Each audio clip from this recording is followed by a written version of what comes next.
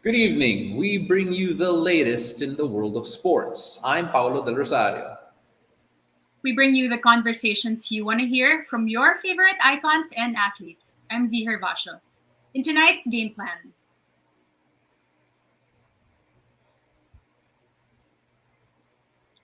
our beloved Splash brother Klay Thompson is finally back. We'll discuss our key takeaways from his return earlier today. And of course, we'll find out how Ria Meneses and Ces Molina have become more awesome with the Signal HD spikers. Buckle up, sports fans. Let's get in the game. Now, if there's one thing that we all love about sports, it's that it unites us in a different and special way. Now, today, we witness that common love once again as Klay Thompson returns for the Golden State Warriors.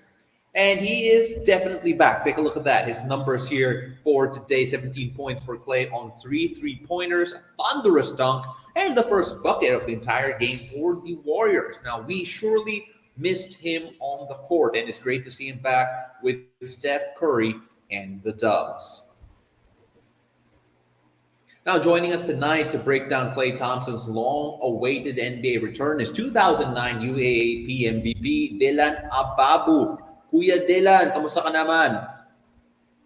Welcome, Kuya Uh, Dylan. Hello and thanks again for having me. Super appreciate it, bro. Saka Miss Z. Alam mo, Dylan, we always have to have you here. We really love the way that you tell stories. Eh. Pero pag-usapan muna natin si Clay. First time back in who knows how many days, in almost 600 days, almost 3 years actually, the entire thing. Naging spectacle eh. Naging hashtag Clay Day nga eh. Na-excite ka ba knowing that Clay Thompson was coming back today? Oh, super ako na-excite kay Clay kasi last game niya, championship ng 2019. So mga June yun, di ba? Na-ACL siya noon sa knee. At ayun na, kasi nakaka-relate ako kay Clay kasi na-ACL din ako, saka na-ruptured Achilles ako. So super happy ako sa kanya. Tapos best player pa siya kanina, 17 points. So sobrang actually, kung tayo masaya, for sure, super joyful si Clay. Right. Kuya Dylan, matanong kita, do you think he can sustain this kind of level all throughout the conference? Yeah, I Gano'n think ba so kahirap kasi yun? yes, actually, I think so makakasustain siya kasi I think dinelay nung trainers and doctors niya yung pagbalik niya. Dapat start ng season na to, October, November, dapat lalaro na siya pero dinelay to make sure na super ano siya, super recovered and super in tip-top shape. Napakahirap magkaroon ng mga injuries, ACL, mga devastating injuries yan eh, ruptured Achilles kasi yun, nakaka-disappoint, nakaka-frustrate. Saka ang tagal. Like yung ACL, 6 to 8 months ang recovery. And then yung Achilles naman, 1 year yan. Wala akong nakitang shorter than a year. So, talagang mahirap talaga. Hindi lang, kumbaga siguro nagpapakita lang yung mga players na okay sila. Pero deep inside, talaga, crushed. Alam mo, Okay, nakita natin yung, sorry Zia, pero nakita natin ano? kanina yung thunderous dunk ni Clay eh. Actually, nagulat tayong lahat eh kasi alam naman natin na normally shooter siya. He's not necessarily the type of guy na may highlight dunk eh. Pero sa palagay mo ba mentally naging boost yun, naging confidence boost yun para kay Clay na kaya ng katawan niya na mag-poster dunk ulit sa NBA, Dylan? Oo naman kasi he's not known to be a dunker or dangerous slasher eh. Pero yun nga, tingin ko in tip-top shape siya, very recovered and great job yung mga trainers niya. At sobrang nag-ooze with confidence yung teammates saka yung buong stadium dahil sa ginawa niya, nagulat. Siguro pati si Clay nagulat din eh. Right. Let's go back dun sa nabanggit mo kanina, Kuya Dylan. You mentioned how it's hard physically to get back into this kind of level of play. You mentioned na punit yung ACL mo, the lateral meniscus, and your Achilles nga. How hard is it, if you can describe it to us fans, yung pagbalik mo, hindi lang sa paglaro, but this kind of level, like physically and mentally, how hard is it? Super hard kasi nung na-ACL ako noong 2012, pagkabalik ko after 8 months, na-injury ko yung same knee ko, yung lateral meniscus ko, same knee. So, ayun, hindi na naman ako 100%. Tapos namamaga yung tuhod ko, tapos nagtutubig yung tuhod ko. So, sobrang hirap maglaro. And then after a year, surgery na naman. Tapos ngayon, yung ruptured Achilles ko naman, 1 week, 10 days before the PBA 3x3 tournament, tapos biglang na-rupture yung Achilles ko. So, sobrang frustrating kasi tagal namin nag-prepare, tapos biglang, yun nga, 10 days before the tournament, biglang may injury. So, sobra talaga siyang hirap, pero ang talagang siguro mapapayo ko sa lahat na everyone should draw closer to God. Kasi siya gumawa sa atin, siya lang din talaga makakapag bigay sa atin ng best solution. So, lagi natin tatanungin si Lord kung, Lord, ano po ba yung clear plan or purpose niyo para sa akin? Ibigyan niyo ako ng realization, ng very clear realization for me to move forward and, of course, be successful in this journey. Yeah, it goes beyond yung physical capabilities. It goes beyond all of that, especially sa in the pathway to recovery.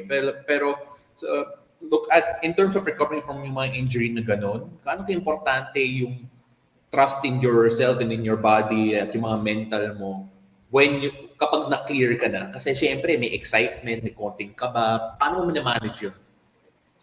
Well, syempre, kumbaga your mental aspect is always stronger than your body. Pero you should always be smart. Kapag may nafe-feel ka na uncomfortable feeling, yung parang may namamaga or mabigat, kailangan you should tell your coach or your trainer's coach, ganun, medyo sumasakit yung dito, para ma-solve agad. Huwag mong ipipilit, saka huwag ka masyado ma-excite dahil actually, matagal ka nawala. Tapos, finally, makakalaro ka. Tapos parang, okay na yan, malakas na ako, ilalaro ko na to. Wag. Kumbaga, kailangan smart pa rin. Diba? Smart training pa rin. That's right. Because at the end of the day, it's your team who will gain or suffer from this kind of decisions or indecision. I guess one more question from me. Seeing how Clay is back finally with this very vengeful pagpapakita sa ating mga fans, do you think they would Vengeful finally talaga. have, yes, do you think they would have the option to go all the way to the finals? Yeah, of course. Kasi number 1 sila ngayon sa NBA at sobrang dangerous ang Golden State ngayon. In fact, I don't think yung ibang mga teams mananalo sa kanila. Sobrang hirap nilang kalaban at kompleto na sila ngayon, finally. And ayun, pero tingin ko, bibigyan pa rin si Clay ng mga load management like ginawa kila Kawhi Leonard, kila Paul George na hindi lalaruin lahat ng games para to better prepare them for the playoffs and hopefully to the finals. And actually, excited ako kasi bumalik na yung other half ni Steph Curry at kompleto na ang Splash Brothers. Sa palagay mo ba itong Warriors team na to, okay, sabihin na lang natin na healthy yung mga ibang competitors nila. The Suns, the Jazz, everyone else in the West, even the Lakers. Sa palagay mo ba, hands down, sila yung favorite sa Western Conference para makapasok sa finals ulit? Actually, yung mga fans ng Lakers, like ako, fan ako ng Lakers, ni LeBron, syempre very hopeful pa rin. Yun nga lang sa nakikita ko, hindi sila at their best eh. Yung Phoenix Suns, very dangerous eh. Tingin ko, ang Phoenix Suns and Golden State Warriors ang maglalaban sa conference finals. Hindi pa rin sure ang ang Golden State kasi mas veterano, mas syempre galing sa finals ng Phoenix Suns.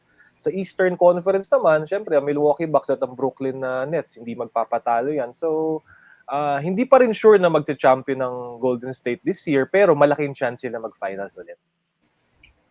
And of course, last question here. With Klay Thompson back, are we going to see, kasi syempre, first game, konting excitement, konting adrenaline, nakita natin player of the game performance. Pero sa palagay mo ba as the season goes on, are we going to see the same Klay, exact same Klay Thompson that we saw before the injury come back dito para sa Golden State?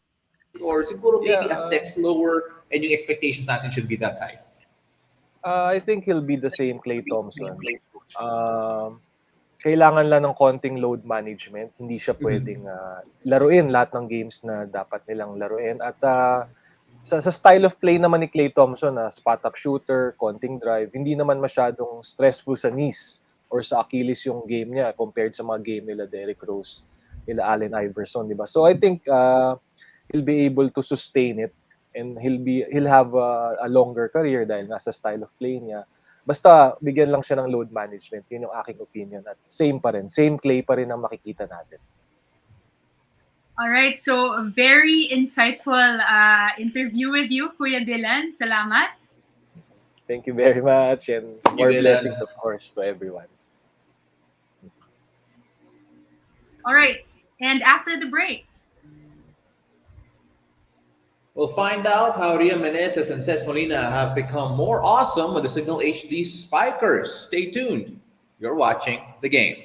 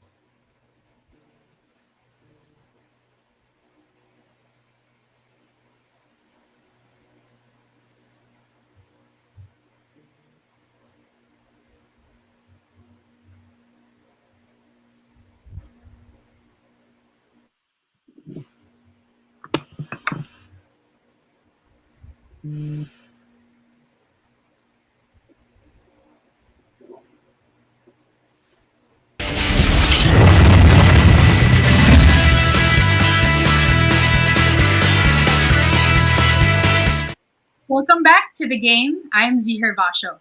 The Signal HD Spikers have added 5 new names in their squad.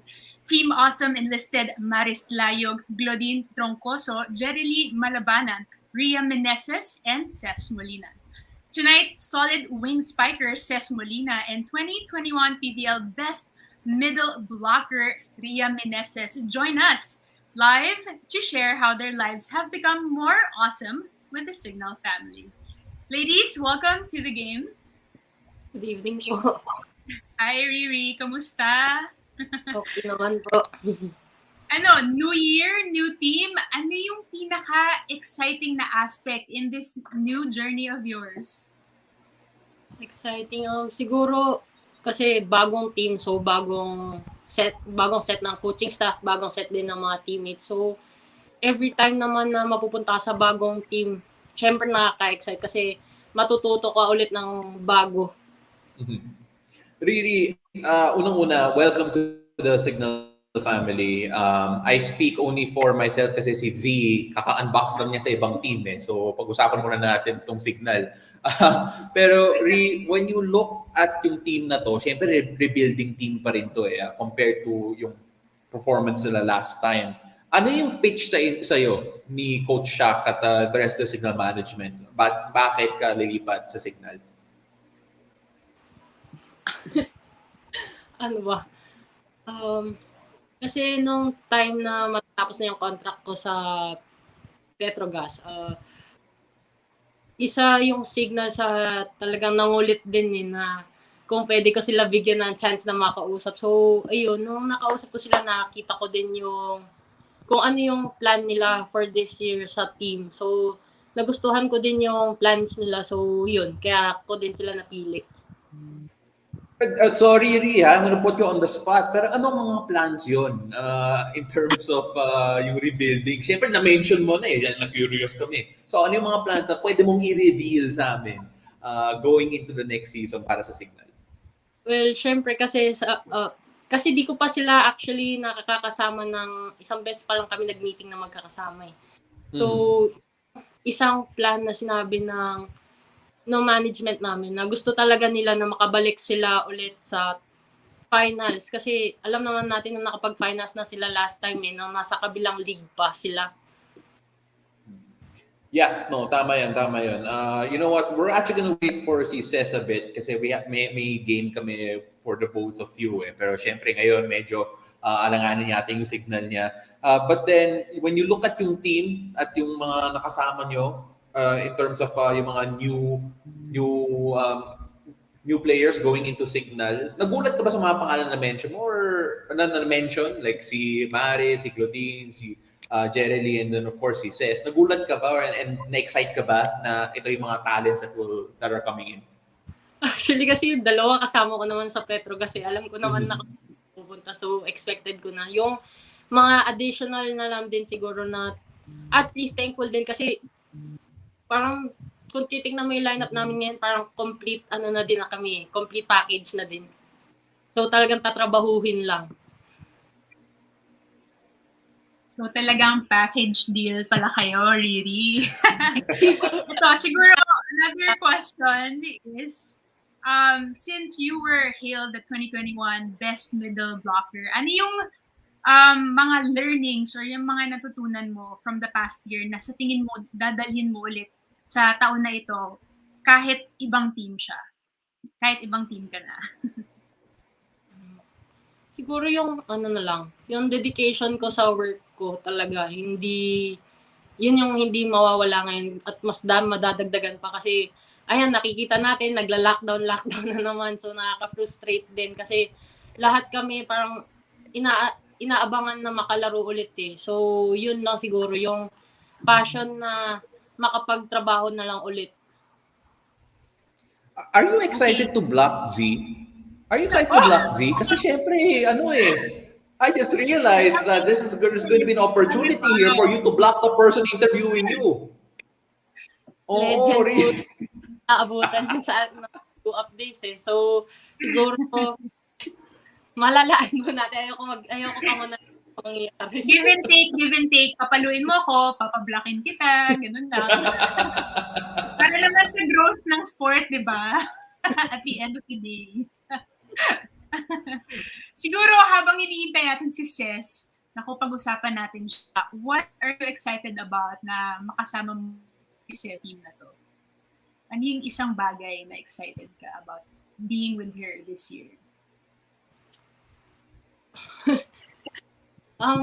Kasi si Ces, alam ko naman siya kung paano talaga siya mag-work eh. So, parang doon,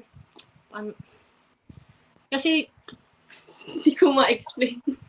Basta alam ko, sobrang hardworking kasi siya na tao eh. Kaya, alam ko kung paano siya gumalaw sa court. Alam ko din kapag yung talagang, hirap i-explain. Basta hardworking na tao. Parang kahit anong task ibigay mo sa kanya, kaya niyang gawin yun para sa team na yun. Well, Alright. ito. So, at the moment, since hinihintay pa natin si Ces, alam mo, Z, let's start out with that game already. Kasi, syempre, she can start. Oh, I think there she is. Hello! Ces. Hi, Ces! Kamusta? Good evening po. Good evening. Oh, ito, Z, you'll start off with the first one. I'll ask the harder questions later. Ako? Okay. So, ngayon, Ces, Riri, or #Recess, let's play a game called Awesome Teammate Tag. So, magbibigay kami ng categories. Tapos, kunwari, sino yung teammate na ganito? And then, sasagot kayo by saying, this awesome teammate is, say for example, Pau. Ganyan. Alright? Gets ba? Yes po. Okay, fill in the blank lang. Fill in the blank lang. Okay, si Ces muna. Okay, ang category natin ngayon is awesome new teammate. So, sino yung bagong mong makaka-teammate ngayon na excited ka? This awesome teammate is Grace Bombita. Ooh. Bakit si Grace? Based po sa last league namin, talaga makikita natin na sobrang powerful niya din as a spiker. And medyo na-amaze din ako sa kanya sa atake, especially sa atake na ginagawa niya. And wala talaga siyang tinitira, as in papaluin niya yung bola, basta umangat yung bola, papaluin niya talaga. So, excited ako na makasama siya kasi first time namin magiging teammate. Okay. Sige, ikaw naman, Riri. Teammate you're most excited to be teammates with. New teammate you're excited to be New teammates teammate. with. Sa akin siguro this awesome teammate will be Ayel Estranero po. Bakit si Ayan? Kasi inabutan ko siya sa UAP eh. Nakita ko din siya na naging libero muna bago naging setter. So, yun po. Yung versatility nandun talaga eh. And then, of course, actually, Z, I want to go ahead and assess first about yung next, ano niya eh, yung next awesome blank niya eh. So this awesome teammate, awesome former rival turned teammate. Meron kang sagot dito yata eh, Ses. Yes. This awesome teammate then is Jack Janela. Bakit si Siyempre Jack? Oo, bakit? Yung gusto mo patay ng bola dati. Ngayon na parang yes. Hingit ko na siya. Yes, siguro maintindihan ng lahat na ang hirap talaga patayan ng bola ng mga libero. And dahil isa siya sa amazing libero dito sa atin sa Pilipinas. So masasabi ko talaga na finally hindi na ako magpapakahirap na palapagan siya ng bola kasi teammates na kami. Alright, so I'm looking forward to that new dynamic sa inyong dalawa. Siya bahala, ikaw papalo. Ganun. Over to Riri naman. Awesome reunited teammate. Sino to? Siyempre, awesome teammate na yan eh, si Dia General po, tsaka si Angeli Araneta po. Ooh. Grabe, syempre, two big names there. Excited.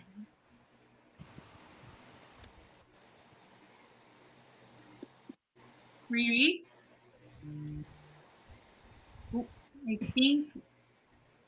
Yes. Ayun, Riri, ba't ka excited na makasama sa ulit?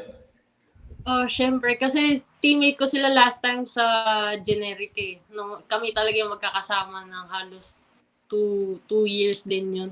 So, ayun. Kaya excited ako kasi kaklose ko talaga yung dalawa na yan. Mm-hmm. Okay, so again, thank you for playing.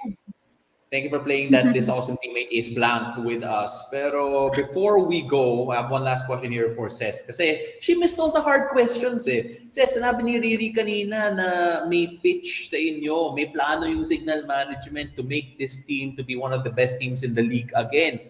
Ano yung plano na yun? Ano yung pitch sa iyo na okay, sa signal na ako pupunta? I think makikita naman natin na meron tayong magagaling na coaches sa Signal and also yung mga veterano rin na mga players na makakasama namin. And I think din naman na magiging maganda yung resulta namin dahil hindi na masyadong ipopulido. Kilala na namin maglaro ang isa't isa. And siguro konting polish na lang yung gagawin. And yun na. Dahil nga veterano na yung mga kasama namin. So, konting tinginan, konting training, I think magiging maayos agad yung resulta namin. Ces, Riri, thank you very much for joining us here. Again, welcome to the Signal family. We hope that you made Awesome Nation happy. I'm excited to see the both of you play Z and see what happens there. Riri, i-block mo lang. Block mo lang si Z, okay lang yan. Like, I'll be there cheering you on. Oo. Girls, salamat. Thank you very much. Thank you. Thank you, guys. Right, so thank you. Well, I'm sorry, Z, but the game returns after these messages. Keep it here.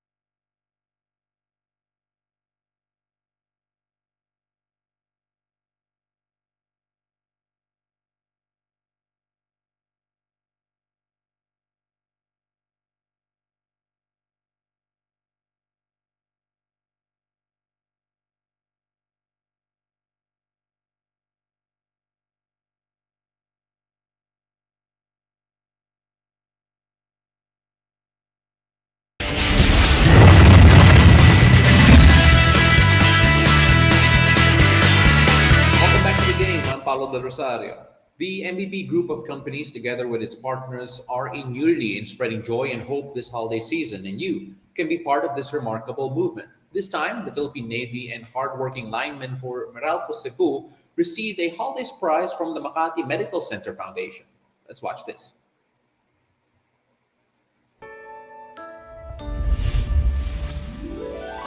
Anumang hamon ng mundo, magkasama tayo, itutuloy ang Pasko. Wala nang regalo, ang hiling. So nandito ngayon tayo sa Cebu City. Alam rin natin na nasalanta ang Cebu City ng bagyong Odette.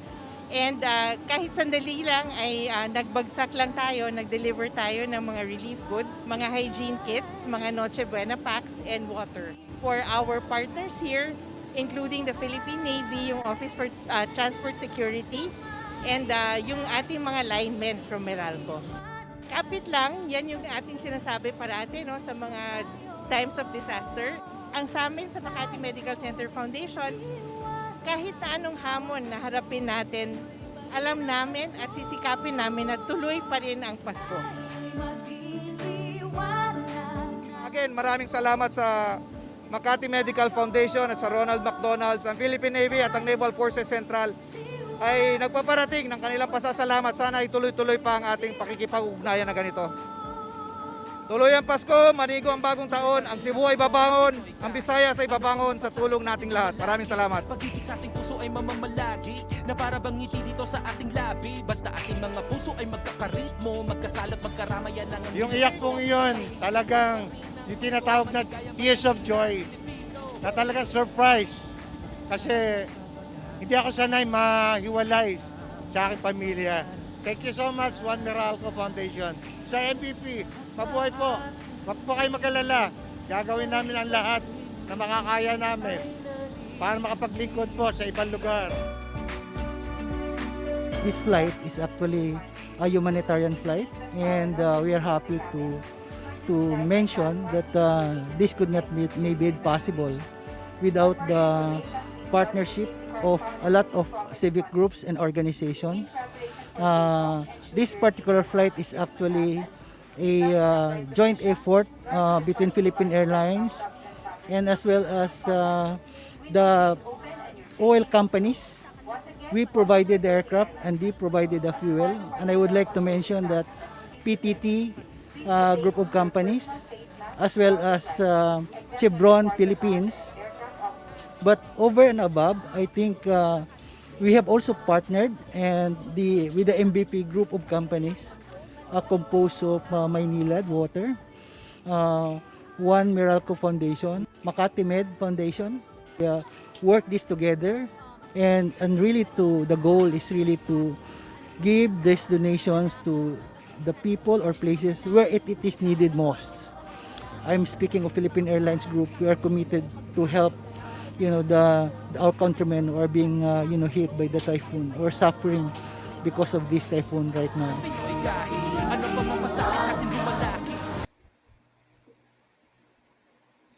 Let's do our part and spread the Christmas cheer to our fellow kababayans. You may send your donations to the accounts flashed on your screen or contact us on the following details. Tara na sa isang maligayang bayanihan Pilipino.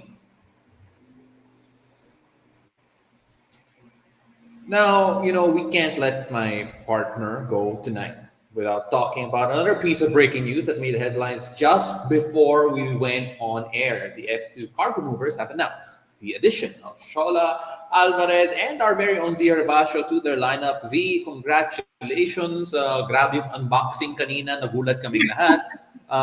Actually, ako nagulat ako sa timing kasi syempre, grabe yung co-host ko. Siya yung piece of the news.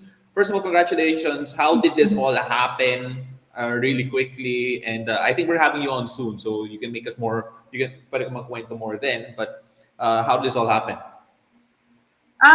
Wow. Isa-isa. Salamat, Pao. Thank you for that. And thank you also to F2 for welcoming me in your family. Ang bilis ng pangyayari, as I told you earlier, I literally just sent the sheets that needed to be signed earlier, and then they said nga na they wanted to do the announcement along with Shola's announcement. So, ang bilis, biglang, ayan na, ito na. Tapos, yun, I'm very excited. At the tail end of December last year, I actually met one of the managers, and I think it was good na implant ng mga seeds na maybe I could probably go back to indoor. It's something that I am excited about, and especially now with the RDJ. I'm really excited to learn a lot of things. Di lang yung skills as an athlete, but also how they run a team. You know, it would help holistically my person in the sports world here in the Philippines. Yeah. That's absolutely great. Z, we're going to have you again tomorrow to talk a bit more about the move, but that's all that we have time for today. All righty. See you then. All right. Thank you for joining us. That's Z GERVACIO. Catch us weeknights here on One News, One Sports, and One Sports Plus. I'm Paulo Rosario. This has been The Game.